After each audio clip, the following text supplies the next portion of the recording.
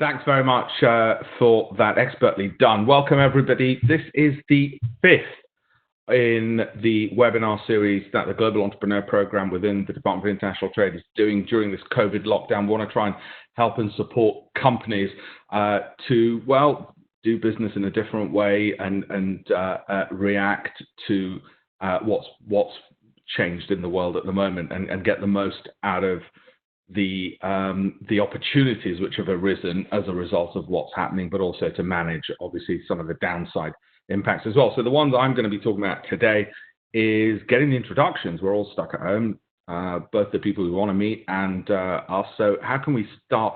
How can we get the most for our companies in terms of business development or capital raising? Those are the two main things which I get asked about as a deal maker: capital raising and the business introductions. So what I'm going to do is I'm going to break this into two parts. Part one is the problems we're facing, just so you know that established businesses face the same problems that the startups do. It's just at a different time and level. And then part two, the solutions, some of the strategies, and also I want to share some of the tools that I've used. So it's not just the strategies. I don't want to make this just purely anecdotal about my experiences. I'm going to rely also, like I said, not just my own experiences from asset management. I originally was a barrister and then moved into asset management, and we spun out, well, I suppose you'd now call it financial technology, all around investment. I've been a deal maker now within DIT since 2005. It's been absolutely wonderful during that period. But of course, as you can imagine, I've also dealt with, over that period, my God, I must have dealt with hundreds, if not touching 1,000 companies, and helping open doors for them, as well as, of course, seeing my businesses grow and face the same problems the entrepreneurs do. And I want to share some of the ways I've got around that. Not least, share from my experiences. This is not a pitch for my books. I can assure you that I only get about £1 in royalties. But outsourcing success is probably the one where I'd research most how to bring in resources for networking and growth and so on. So I'm going to share my own business experiences as well as my academic research, I guess is what you'd call the books, but also the academic research from other places as well in this webinar. I want to give you not just what I know, but actually what, for instance, Harvard Business Review says, and we'll find a way of getting these articles to you guys as well. So I've taken and researched for this talk, and it's the first time I've done a talk on this subject as such. I've taken advice, and the best advice from leading authorities around the world. So I didn't want to just make it anecdotal and say, well, Richard Branson says this and Bill Gates says you should do this, but actually look at what the business schools are also saying in terms of this. So I'm going to lean upon some of the things that I've learned from Harvard on the best ways to use social media, 3 ways to make the most of your alumni. So when we talk about networking, there's obviously not just the technology side, but there's a whole load of other things, and also gender differences. One of the things that we've done in the Global Entrepreneur Program is to make sure that we're attuned to what the broader government policy is, which is where we want more female-founded businesses as well, and we know there's a market failure there. We know that we don't have as many as we should, and so I wanted to make sure that we bring those aspects into this talk as well. Okay. The reason for that picture is not just to show you all my holiday snaps, but it's about networking. So what are the key problems? Let's start off with that in part one, and then moving on to some of the tactics, some of the solutions from all those sources and resources that I've mentioned, and some of the tools that are available. So problem number one, we don't know where to look very often. When I deal with a lot of the startups, not just startups, well, let me get rid of the word startup. Let's just say scale-ups, okay? Because most of you will be scale-ups. And actually, you might not even be entrepreneurs. You might be on the other side. You might be venture capitalists, private equity, whatever it is. You might be professionals. Okay, one of the things that I found is people actually don't know where to look, let alone who to look for. So I'll get questions asked like, and I kid you not, I've met CFOs of major scale companies, companies with turnovers of a couple of 100 million, who will just give me a WhatsApp or a call and say, do you know anyone at? Now, overall, if you're having a coffee, that's fine. But out of the blue, you've got a million things to do. ask, and they know that I've got a big Rolodex, do you know anyone at, becomes a bit of a pain question. So how do we get rid of some of those issues? Occasionally you've got people who are just frantically, some entrepreneur one morning wakes up and goes, right, I need to know, and they're firing out emails. You can tell, can you introduce me to this one? What about this one? What about this? And they're just sending things, whether that's in my deal maker capacity or in my personal capacity through my networks. That's not going to be an efficient way to solve your problem of how to get those doors open. So we're going to have to look at a solution for that. Problem number two, they don't know what to ask for. I'll get, well, can we meet for a coffee? The kind of generic. Well, yeah, in the broader scheme of things, you might think, well, that's a reasonable thing to ask for. There's an old saying: if you want money, ask for advice, and if you want advice, ask for money. I think there's more efficient ways than just out of the blue asking, so can we meet for a coffee? To get to the end goal that we want, we need to be more efficient, more targeted, more specific, and mindful of the person we're speaking to them. There are people who've got ample time for I mean, we're not even going to have coffees nowadays anyway, but ample time for, can we jump on a call? But what I find is that the person asking you often isn't aware of the individual they're asking and the circumstances they're in to make it easier. And the ones that I've seen network the best and get the best results, apply some of the solutions I'm going to talk to you about, and the ones who don't, and I've seen over obviously 15 years which ones businesses go like this upwards and which ones sort of go plateaued. So I'm going to talk through some of those solutions. Okay, and the things I want us to consider first of all, and again these problems, is the cold emails where forget the intermediary and the introduction, it goes straight to the individual. It might be me. On the whole, we know they don't work. So whilst they're the last resort, let's work out a solution which is more effective than just spray and pray. Stalking on social media isn't cool. I get a little bit disconcerted when somebody will say, oh yes, I saw that lovely picture of you with your son. And I'm thinking, where the hell did you get your hands on that one? It is a funnel. I want you to treat this like a business. The introduction aspect is a funnel of leads, and I'll show you how in the solution part to work that funnel out, and again, some of the tools to use for that. We do want to be talking to partners rather than associates. If we can, we want to get at the top and work our way down. I've noticed people trying to do this sort of start at the bottom and work their way up. There is statistics to show, however, and I know why people start at the bottom and work their way up. There are statistics to show that the people at the top are obviously far less likely to answer, but we want to start more ambitiously, and I'll tell you why. I've got some empirical data to suggest that works better. And specific. So I'm going to get into the specifics of how to zone in as opposed to the generic mistakes that people I see making, and therefore they're wasting a lot of their time and energy. They're not wasting mine or whoever it is they want to make the introduction, because we've got a delete button. Well, obviously, if it's a GP thing, I'll reply back and teach them how to do it properly. But if it isn't, often you'll get people not responding for a reason. Problem number three, well, we'll hear a lot of talk about these high-performing teams, this concept of high performance. It applies to getting introductions. It applies to networks. A research study was done a couple of decades ago about how Bell Labs creates star performers. Now, we all want in our businesses star performers.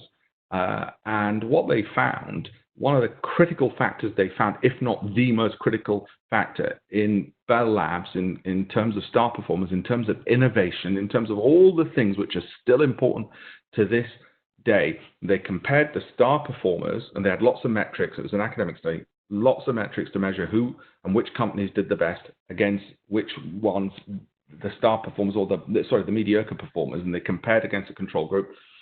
And they found that the star performers had not necessarily the resource to get to the right people, but the resourcefulness of networks. Believe it or not, even the ones in the white coats, the geeks like me, who sort of crouched over a computer all day, had the ability to access someone to help solve the problems. It was having the right strategies and tools. And that's why this is more important than just, I need to get hold of X, Y, Z. I don't think this is taken as seriously as it ought to be. And like I said, there's obviously, as you'd expect, research done to show that if you want to be a star performer, if you want to get a high-performing team, we need to build up their ability to be more resourceful at getting access. How do we do it? What are the solutions? I want to turn to the most important part of the webinar, having sort of set it up, is the solution strategies and some of the tools around that. Okay, so first one, and I find it shocking. I still have to tell people to do this, and I taught people one-to-one in the Global Entrepreneur Program how to do this, and it's worked immensely well for them and for me. Remove the introducer's frictions. You want something from me, just saying, do you know anybody at? Guess what? That's going to go into my email. We know how we all do emails. We triage them. If I can do it immediately in 5 seconds, it gets done. If it's going to take me reading and reading and reading, it's going to get pushed lower. And that's not just in relation to introductions. As you know, it's in relation to everything. So why should it be any different with introductions, or God forbid, on WhatsApp? And I can tell when people aren't taking my time seriously, or let alone what they're doing, and they're trying to move their workload to me.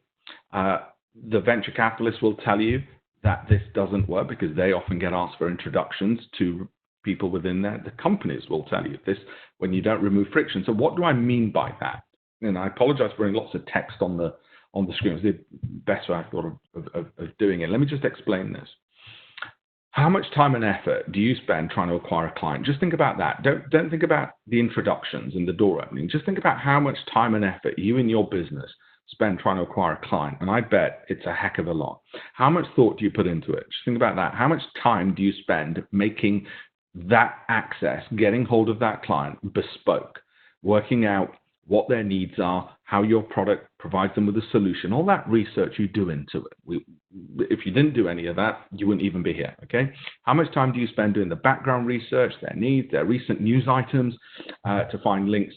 You're offering news items on their professional lives, not on their personal ones, okay? Do you consider why your client gains value? Of course you do. You think to themselves, if they use my solution, they're going to get some value. Do you think they owe you a living? Of course you don't. And you don't think they should just buy your product because you've rocked up one day, right? You reduce frictions for your client in terms of buying your product. You think of every single way of reducing the friction from them finding out your product and buying it. That's how you think. You think of a funnel. You think of the touch points from your calls, outgoing calls, to your landing page, to everything else. Why the hell do people not treat introducers? Assume I'm an introducer with a large network. Why don't they treat us with the same respect they treat their clients? Okay. After all, I can introduce you to 10 clients. I'm a multiplier. I'm worth more than your client is because I can introduce you to 10 of them. But I don't get treated, just using myself as a generic, with the same respect. Hey, Alpesh, can you introduce me to the BBC, Royal Family, God? I haven't had the God one yet. That literally is the kind of request. If we can make you think with the same hat you do with clients, and I don't mean you as in the people on this webinar, but more broadly, the effectiveness I've seen with GP companies when we've done this has been a tenfold improvement, if I were to use a rough figure. A warm introduction, we know from a shared connection, so from an introduction, from an introducer, is 5 times more likely than cold calling. So it is well worth treating me like a client, okay? LinkedIn, that's the source of that data, 5 ways, and I'm not going to tell you, hey, just go on LinkedIn, guys. That's the source of the data there. They also found personal introductions have a 500% higher success rate than unsolicited approaches. So you've got 2 approaches, you've got 2 strategies, the unsolicited cold call, you've got me. The cold call to the client, people take loads and loads of effort over. It gets wasted because they could have gone through the introducer, used the same amount of effort and got 10 times as many clients. I have seen in the last 15 years where, and by the way, not every one of, I'm just going to use myself as an example. Not every introduction works.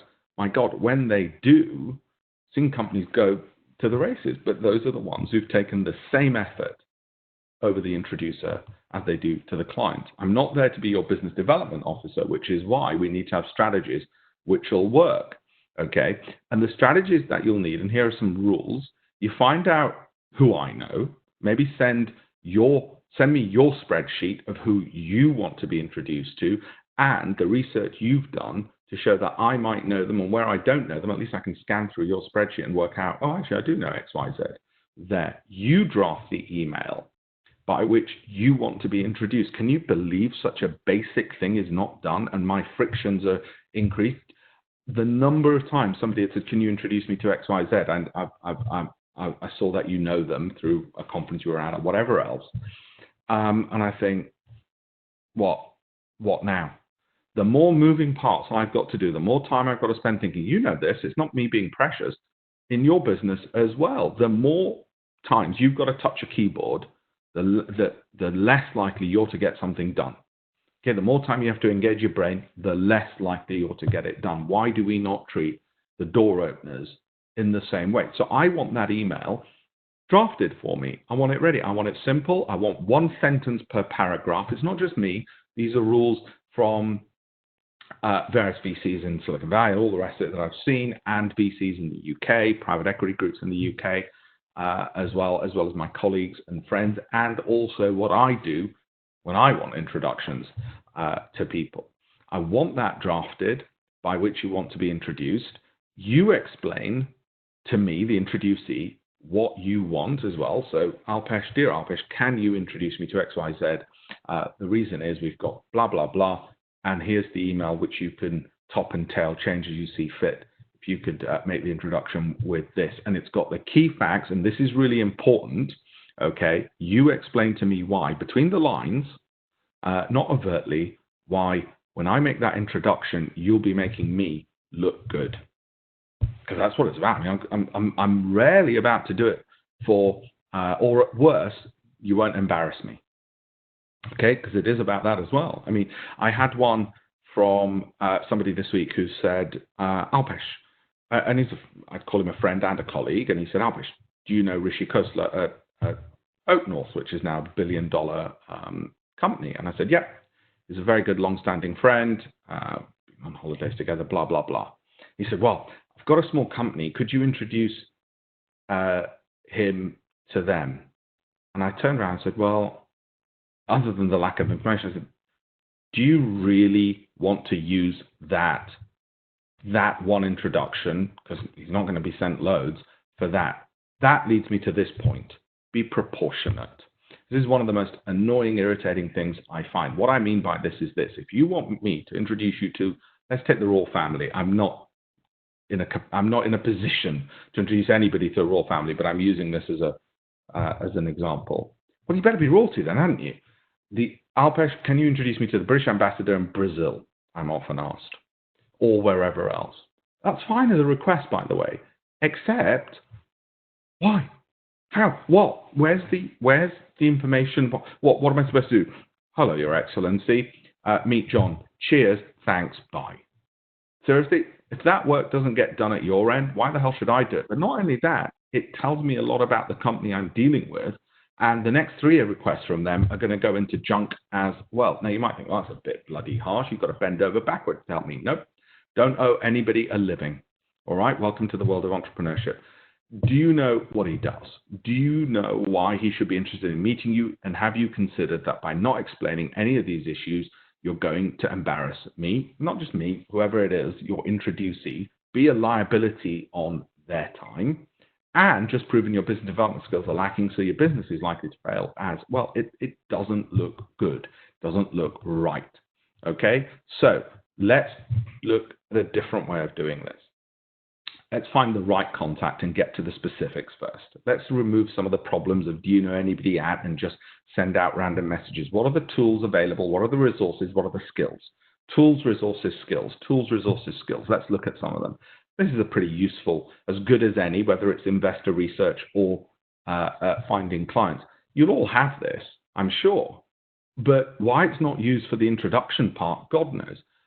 You should, and I'm sure you do, have the data to know who it is at the VC firm or at British Telecom or at Virgin or whatever, what their name is, and what are they looking for. Just saying, oh, we've got a solution might be relevant. Have you got any research to show? You know, even if you share your spreadsheet with me, at least I'll know, okay, this isn't just somebody trying to take advantage. They've actually done research. I want to help this person because look at how much they've helped themselves. What's the value add for them, which is vital work? Now, I know this is a pain in the ass. I hate doing work as well. I'm as lazy as any other entrepreneur.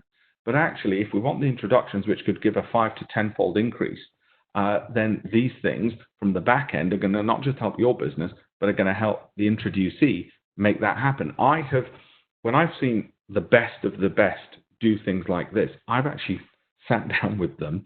I have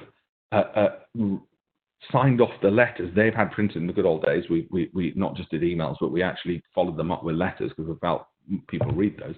I've actually sat down and taken the effort because I thought, wow, this is somebody who really deserves my help. Okay, tracking, scheduling, all the breakdown. Now that might be a bit difficult to see. You can make these available later. The whole everything from the research to the investor intros to the schedules and the timelines and when that's going to happen and the meetings, and then I know this isn't just somebody spraying and praying, just hoping something comes up, but actually they've got a targeted strategy that they're implementing, why they're doing it. Now that doesn't always happen. Sometimes it's just you've got to. I had somebody, a friend of mine who's a CFO at a major UK bank, and he said, look, I need a relationship with a Danish bank, and he's a friend, and he just said, do you know anybody out of Denmark? And sometimes obviously we do have normal human relations, but when you don't know the introducee that well, things like this, at least at your end, will help convince them that they should be helping you in any event. To know that you've made the effort, you've worked it out, this is part of a bigger strategy than just the simplification. So how are we going to get this information? How are we going to find out where all of this is? For instance, it might be that you want to be introduced to an accelerator, an incubator, a big corporate. Where are we going to find that information?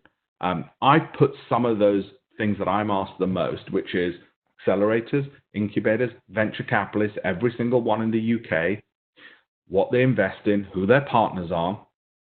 Okay, so you can do that research first, not, Alpesh, do you know somebody who might be in every single grant-making authority, what their specifics are, which regions they cover, how much they lend, which sectors?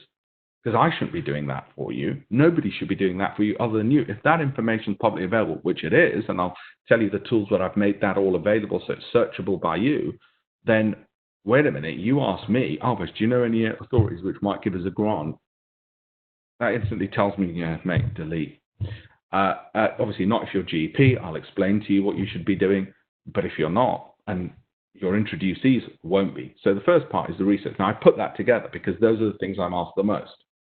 Accelerators, incubators, venture capitalists, grant-making authorities, loan-providing authorities, and going through that, lending amounts or equity amounts, what they need, what sectors they're looking at, if they're offering at the moment at all in any event. So it'll save you a lot of time, save me. So I'll tell you where those resources are in a second. Another tool I use, and I think it's useful, and it's trusted by Amazon, Microsoft, Facebook, Samsung, IBM, to find contact details. Okay, find contact details, including emails and phone numbers. Use those with care. To their Cognizant and Lusha or Lucia. I don't know if you've come across them. The Lucia, for instance, sits onto my LinkedIn. I want to try and get hold of somebody. As you all know, the higher up they are, the more difficult it is to get them just to do a reply on an in-mail, almost pointless messaging them, barely ever going to reply. But what Lucia does is it works out who they are, finds their direct email address through God knows how, because it knows every single one I've got. And it's actually even got my cell phone number, and I have no idea how it's got my cell. I'm not saying you're going to necessarily cell phone people, but what I'm saying is it's a very useful tool which is used by the big entities, which is why I use it. I don't use it because I want to stalk people and find their email addresses. I don't actually have the need to get many introductions just because of the nature of the business we're in. But what I do have the need for is an interest in, well, what are the big giants doing? Because I'd like to be like them one day and copy them. So there's online tools to get hold of and access these things for those where if you haven't got the direct introducee that you know well, and how do you get an introduction if you don't know anybody who can introduce you? Then one way to start is, okay, let's find people who might know the end person. Maybe you met, and this is where it comes in really useful, maybe you met someone at a conference. Maybe they were on a webinar with you, whatever else, and you want to be able to reach out to them because there was that connection. that proximity, but don't necessarily have the deal. Maybe they're a speaker, you can grab hold of their business card. This is where this comes in very handy. Dear so-and-so, bit of flattery works. Met you, saw you speak at XYZ, and there it's perfectly legitimate. Get their email off Lucia, make that connection. Loved what you said. I wanted to tell you about this. Guess what people love? And I'll tell you the biggest breakthrough I ever had in networking in a second using this strategy. Guess what people love? They love that you listened to them and that you liked what they had to say. Now, I know it sounds crass and you shouldn't fake sincerity, but that at a conference, the follow-ups that happen, not only have worked for me, but others, then going on to Lucia, then getting hold of them. If I didn't get their business card, and we all know, we've been at events where somebody mobbed, you're not going to be able to get hold of cards. They've been dishing them out like toffee. But they'll have, hopefully, on here, a separate email address. Might be a personal one, doesn't matter. It's how I got hold of Dominic Cummings, actually, and his private personal email address, which was great. What I did, my biggest ever breakthrough in networking happened about 20 odd years ago when I needed to meet, and I was a complete nobody, still am, but back 20 years ago as a real nobody, needed to meet 10 of the world's leading hedge fund managers. I wanted to set up a hedge fund, and therefore I wanted to meet 10 of the world's leading hedge fund managers. How the hell do you meet 10 of the world's leading hedge fund managers?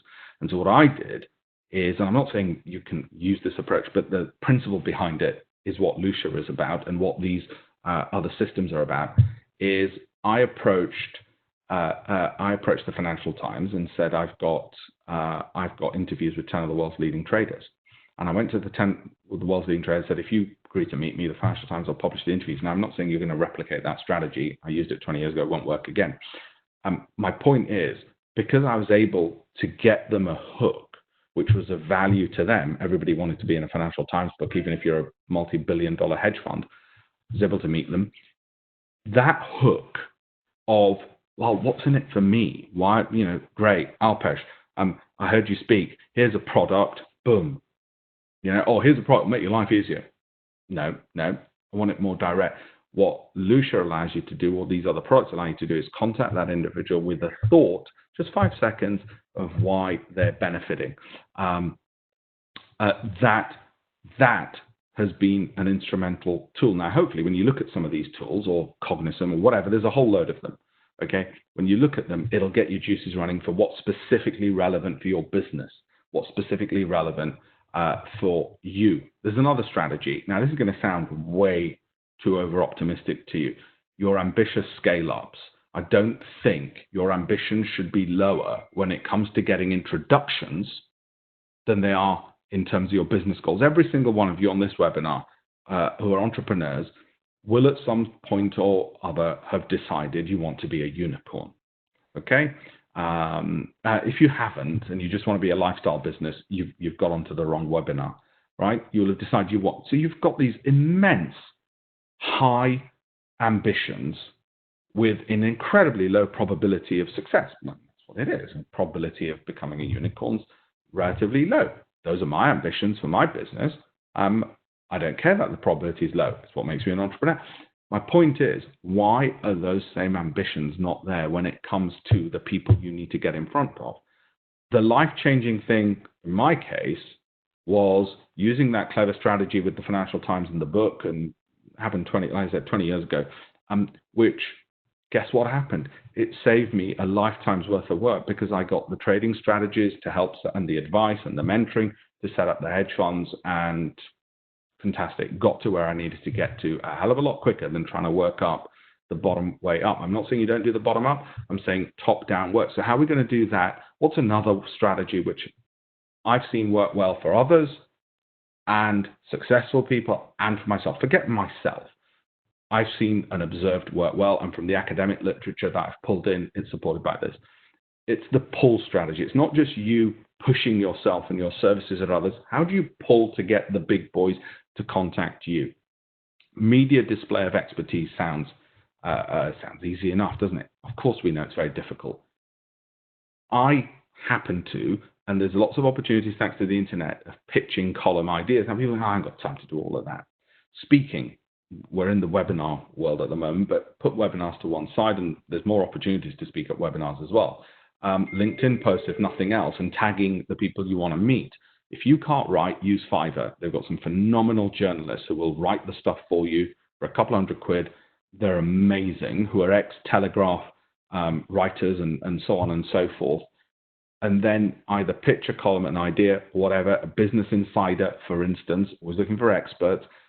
That gets those people knowing not only you're an authority, but reaching out to you. And you might think, yeah, sounds great. I heard that before, Alpesh. So last year, London Stock Exchange got in touch with me because I had a strategy that I wanted to make sure they knew what I was doing in the algorithm business.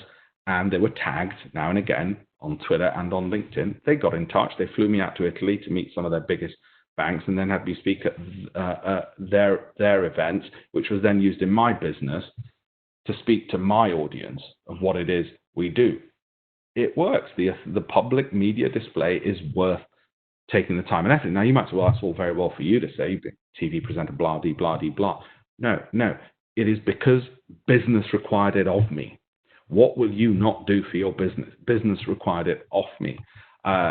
Columns work better than any other way. Media works better than any other way of getting the pull factor of the biggest people, the CEOs.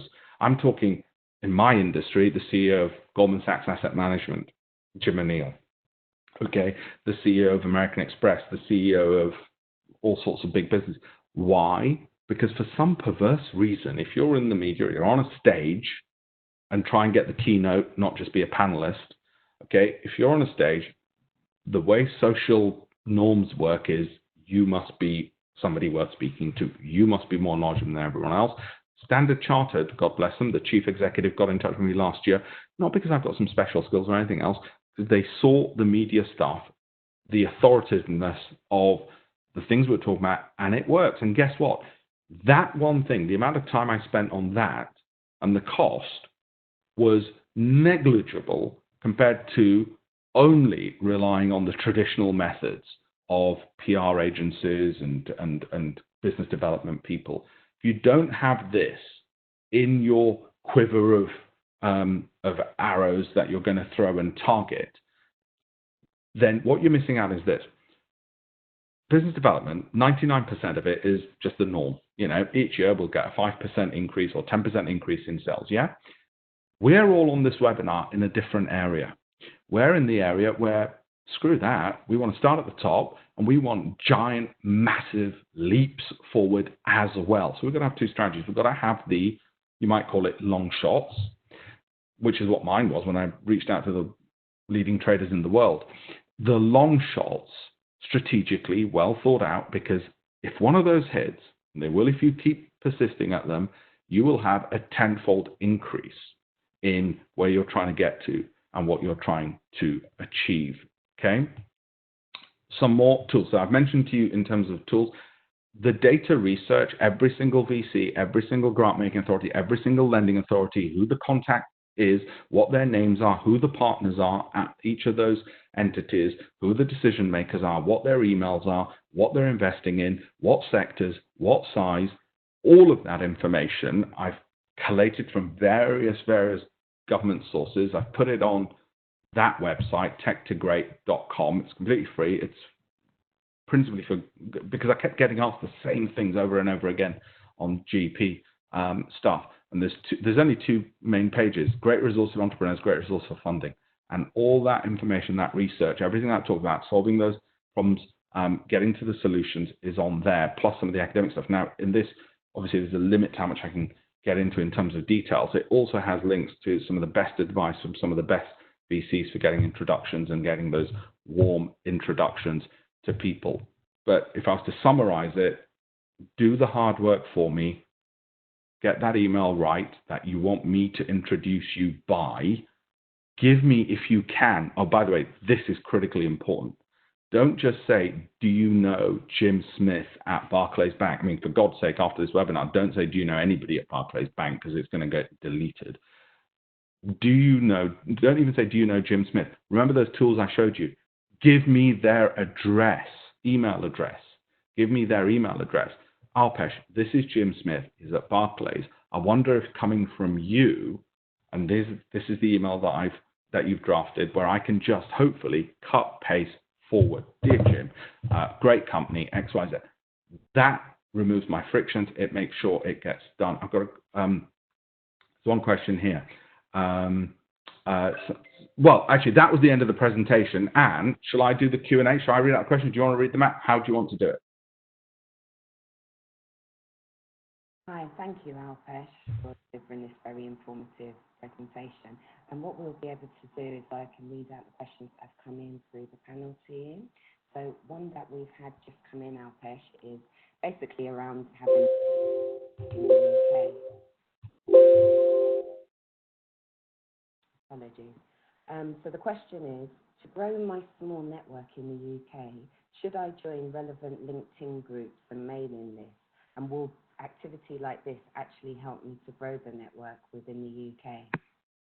Yeah, it's a really good question in terms of, okay, let's take it the other extreme, which is, so you've got no networks in the UK at all. How do you get into the right stuff? And I'll give you an example of one fantastic GP company, Advotech, came over from India.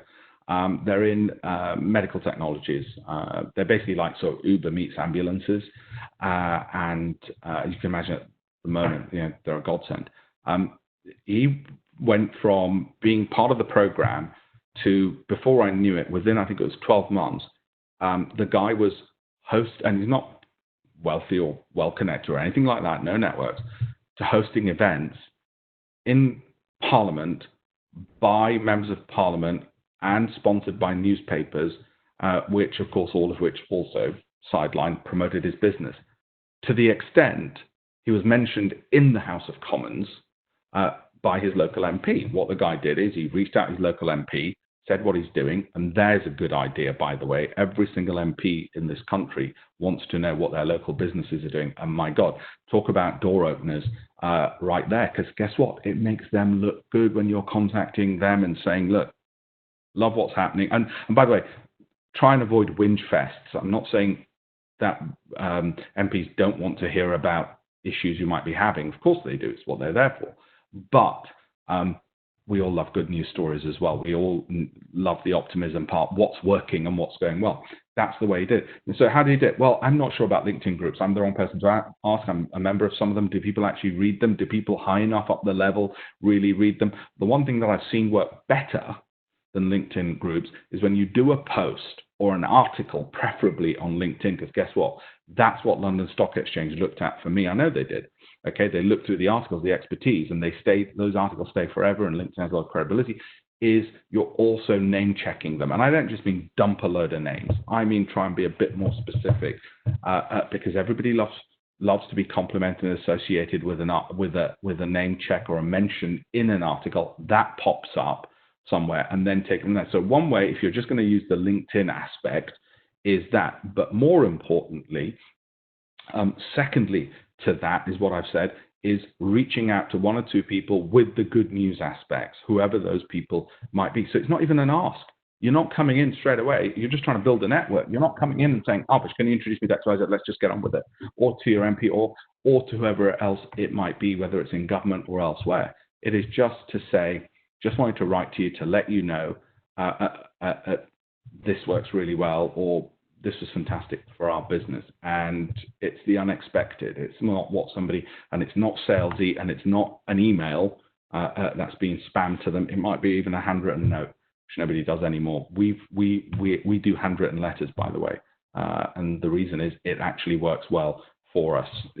Somebody said the volume's very low. It might be at your computer end rather than mine. Hopefully that helps in terms of that. I think LinkedIn groups, mailing groups, bit lower down. But the other way to do it is ask advice to people. Say, look, what are good associations for me other than the research you can do yourself?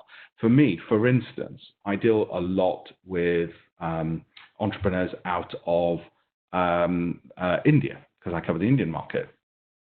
And whilst this isn't just for them, the advice I'd give them is join TIE, the Indus Entrepreneurs, or go to their events. The Indus TIE.org. It was founded originally in Silicon Valley by the founders of Sun Microsystems and Hotmail. I co-founded the UK chapter 20 odd years ago. And some of the people that we've had speak globally at our various events, everybody from Bill Gates to presidents of of the biggest companies. So you name it, we've had them speak there. As a networking entity, there are organizations like that. The next step then is to find out, okay, who's in charge of picking speakers, maybe for a panel, and then eventually for the keynote. And I will, in the early days, I would have done, and find out, who's in charge of that bit, and make contact with them. So it's not always the top up, but oftentimes it's the bottom up as well, and getting onto some of those panels. That will expand your network, because when you're speaking, and this is a funny rule of, again, social norms, when you're on stage, you're perceived as more important, and the people are coming to you and giving you cards. And I know that a lot of those contacts, they won't be relevant, but it is a very good way. Some of the biggest and best deals I've ever had, and it's been by chance, have come from fellow panel member. All of a sudden, I'm on the same stage as them. So the fact that he's the CEO of Barclays Bank, who incidentally launched one of my books 3 years ago, it didn't matter that he's the CEO of Barclays Bank and I'm, a shrimp. We're on the same stage. All of a sudden, we were on the same level. It's just how things work, okay? That was what? So stage. The other thing, this will be less relevant initially, but if you do find yourself in TV studios, the green room. It's like the green room is the bit you go on before you go on. It's the same principle as being on stage. Go to the speaker's lounge before you're due to speak. Meet all the speakers. All of a sudden, you're on the same level as them for whatever reason. Have a chit chat. Works incredibly well to get those introductions. They have been the most lucrative sources of business deals for me than virtually any other thing ever. Sorry, I've given too long an answer. The next one. Thank you, Alpesh. Another question that we've had come in was around upskilling the capability of team members. How do you ensure that the team behind you make the best of the opportunities that your long shot gets? Multiple times, this founder has had long shot hits, but the team was not up to the task of being able to follow through. What advice would you give this founder? When it's the long shots and they're big, you've got to be in charge. I mean, I for good or bad, I've seen friends go from zero to becoming billionaires. I don't just mean there's Rishi, Peter Cruddas, there's Hilton Nathan. There's a whole bunch of my friends, and I'm not saying the old joke. I can't remember who said it. It was somebody very witty who said, "When my friends succeed, a little bit of me dies." That's not the point I'm making. The point I'm making is observing how they've done it. They're the ones at the lunch. It is not fobbed off to secretaries and to staff. It is them who are following up with the big shots and making sure everything, they're on top of that process. It's too important. If the person you're supposed to meet is big enough, important enough, that's got to be you. For those who are options traders, it's an out of the money option. It's a lottery ticket. It's a 1 in 100 chance. But I've seen it pay off too often, not just in my life, but in others, to ignore. And it is you who shows up, because nothing pisses off somebody bigger up the stream than, great, my secretary will be in touch to fix up a time and he'll organize when we'll meet, whatever else. No, it's got to be you. It's got to be you who's in charge of that. It's too important.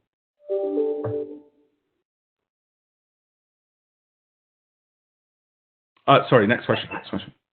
Thank you, Alpesh. Another question that's actually been emailed into us ahead of the webinar, so I know you may have covered in it, but it's still worth us going through it. One of the founders has asked about the usefulness of actually recording webinars and using a webinar as a tool to get out in there in front of potential clients.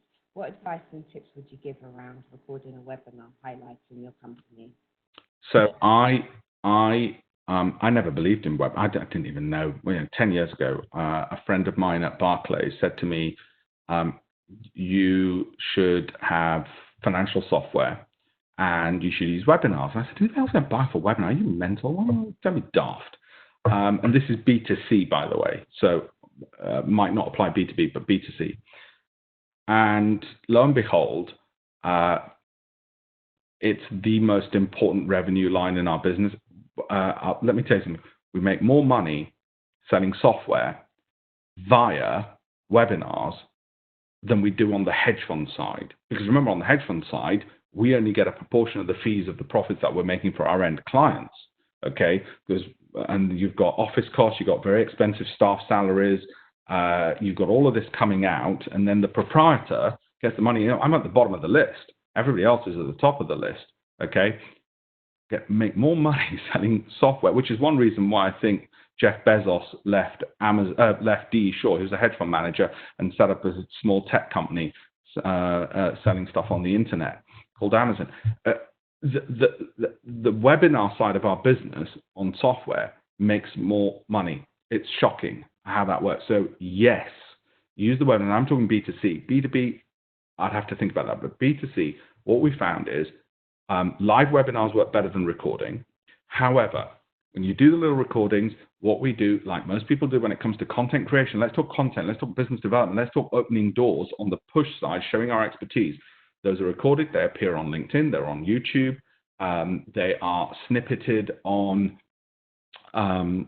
various social media, Medium, Quora. Quora is great in terms of not necessarily the biggest CEOs, but Quora, Quora, where people post questions, you can answer them and you see who's got the biggest followers. They're some of the best ways. If you really want to know, when it comes to marketing, I mean, we're expanding a bit from introductions, but it is a subset of marketing. Probably one of the best people. The marketers that I like are actually not the Harvard Business Review types, and I should have put up the name of one of them. I'm going to tell you his name now. Is not those types. It's actually not the academics, and it's not London business schools and all the rest of it. They're fine, but one thing that I've discovered is these business schools have become so academic, and I was at LBS giving a talk a couple of months ago. They've become so academic and removed from actually the real world. And what happens is I like the hustlers. The person who's made me the most money was a guy who left school at 16 with no qualifications, and he's probably my closest friend. The guy's a hustler. He was working at Barclays, left all of that, 16, no qualifications, because the hustlers get shit done. So sort of in a roundabout way to answer this, probably the smartest hustler when it comes to opening these doors. And if you ever want to know, well, what should I do in terms of expanding networks, selling my products, marketing, what I often do is I'll Google Neil Patel and then the question, Neil Patel, how to use Facebook. Neil Patel, he's not relative. Neil Patel and how to XYZ. Because on a marketing bit, he's a hustler. He gets stuff done. And he's actually used by some of the biggest corporates in my industry, would you believe? Where you'd think, well, hedge funds don't use hustlers. Oh, yes, we do. To get stuff. So yes, about the videos, but exactly how to use them, look at him, see what he says in terms of getting those introductions to the right people. He deals, again, more with the B2C. But yeah, getting that, repurposing that content, getting it out there, showing that expertise. And on that LinkedIn article that you're going to do, or the post where that video is going to appear, make sure you found the experts and written why. You know, I got, by the way, just one more thing on this.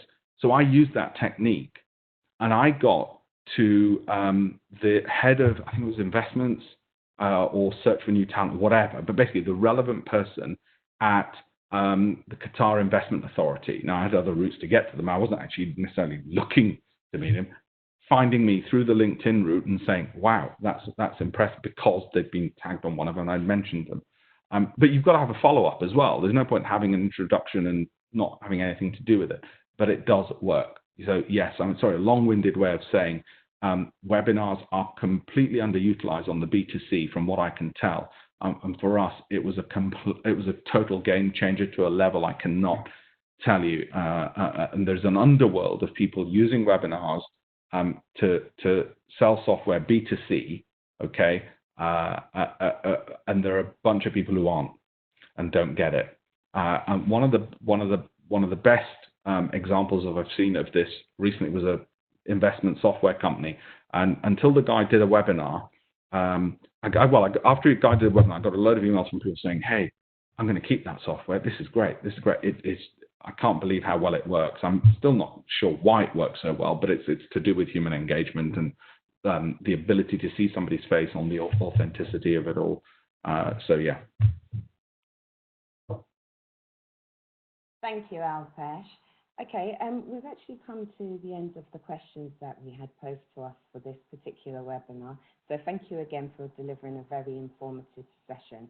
And I hope the founders on the line have found this useful and will be able to take away some of Alpesh's key learning points. Just to let you remind you guys that, again, this was the 5th in the series of the GEP webinar program, which has been developed to ensure that companies are aware of the different support that's available to them during this current health crisis, and also techniques that are available to help you get out there and identify new clients. We'll be following on with the theme of this session on our next 2 webinars. Next week, Wednesday, the 13th of May, we'll be delivering a further session around creating new business opportunities. This will be delivered by our GEP dealmaker, Jude Oar, and the following day we'll also be looking more at communicating to clients at this time, and this will be delivered by the Rochester PR group, and we will be emailing this information out. So once again, thank you very much for dialing in today, and if you have any further questions about the GEP program, please email us at global.entrepreneurs@trade.gov.uk. Thank you very much. Have a good day. Bye. Thank you. Thanks, everyone. Thank you.